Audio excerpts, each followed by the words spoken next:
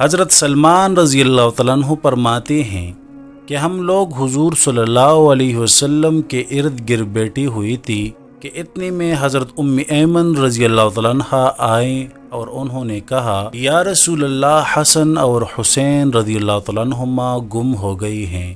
اس وقت دن چڑھ چکا تھا۔ حضور صلی اللہ علیہ وسلم نے صحابہ سے فرمایا اٹھو اور میرے دونوں بیٹوں کو تلاش کرو۔ چنانچہ ہر آدمی نے اپنا راستہ لیا اور چل پڑا، اور میں حضور صلی اللہ علیہ وسلم کا راستہ لے کر چل پڑا۔ حضور صلی اللہ علیہ وسلم چلتے رہے یہاں تک کہ ایک پہاڑ کے دامن میں پہنچ گئی تو دیکھا کہ حضرت حسن اور حضرت حسین رضی اللہ تعالیٰ عنہما ایک دوسرے سے چمٹے ہوئے کھڑے ہیں، اور پاس ہی ایک کالا ناگ اپنے دم پر کھڑا ہے جس کے منہ سے آگ کی چنگاریاں نکل رہی ہے۔